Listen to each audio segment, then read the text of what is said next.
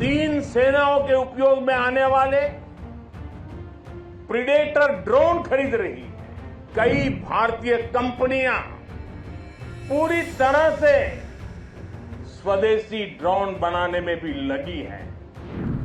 एक आर्मी, एक एयरफोर्स और एक नेवी हमें एक नजर आते हैं, लेकिन उनका जब संयुक्त अभ्यास होता है तो एक नहीं 111 नजर आते हैं। प्रधानमंत्री नरेंद्र मोदी ने राष्ट्रीय एकता दिवस के कार्यक्रम में जहां आने वाले दिनों के लिए सरकार का एजेंडा साफ किया, तो वहीं कच्छ में सैनिकों के साथ दिवाली मनाते हुए उसके हौसले और साहस को सलाम किया। प्रधानमंत्री नरेंद्र मोदी ने आक्रामक अंदाज में कहा कि आज देश में एक ऐसी सरकार है जो देश की सीमा के 1 इंच जमीन से भी समझौता नहीं कर सकती है। इसलिए आज जब हमें ये जिम्मेदारी मिली है तो हमारी नीतियां हमारी सेनाओं के संकल्पों के हिसाब से बनती है।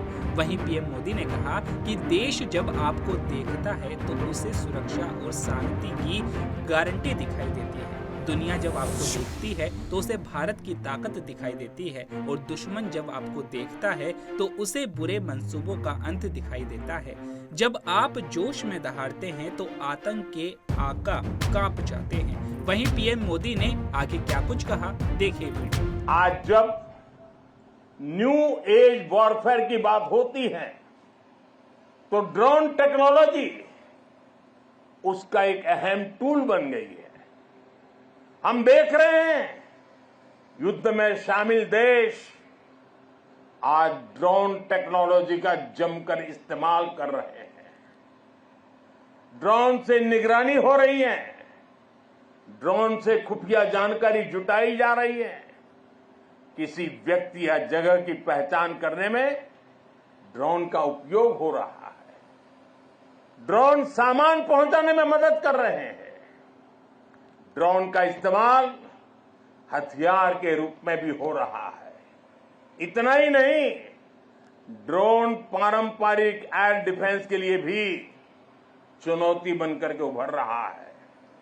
ऐसे में भारत भी ड्रोन टेक्नोलॉजी की मदद से अपनी सेनाओं को, अपने सुरक्षा बलों को सशक्त कर रहा है।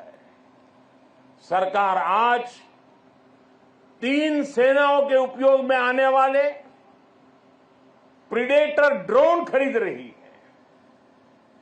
ड्रोन के इस्तेमाल से जुड़ी स्ट्रेटेजी बनाई जा रही है और मुझे खुशी है कि कई भारतीय कंपनियां पूरी तरह से स्वदेशी ड्रोन बनाने में भी लगी है। ढेर सारे स्टार्टअप मैदान में आए हैं। साथियों, आज युद्ध की प्रकृति बदल रही है। आज सुरक्षा के विषय भी नए नए पनपते जा रहे हैं। भविष्य की चुनौतियां और जटिल होंगी। इसलिए बहुत जरूरी है कि तीनों सेनाओं की क्षमताओं को, हमारे सुरक्षा बलों की क्षमताओं को एक दूसरे से जोड़ दिया जाए और खास करके हमारी तीनों सेनाओं के लिए उनका प्रदर्शन इस जोड़ने के प्रयास के कारण उनका सामर्थ्य कई गुना बेहतर हो जाएगा। और मैं कभी कभी कहता हूं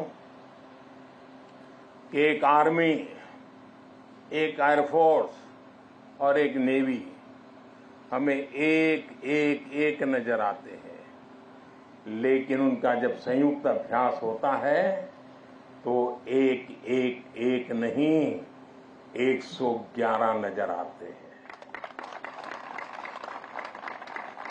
सेनाओं के आधुनिकीकरण की इसी सोच के साथ chief of defence staff CDS की नियुक्ति की गई। इसने देश की सेनाओं को मजबूत करने में बड़ी भूमिका निभाई। अब हम इंटीग्रेटेड थिएटर कमांड की दिशा में बढ़ रहे हैं।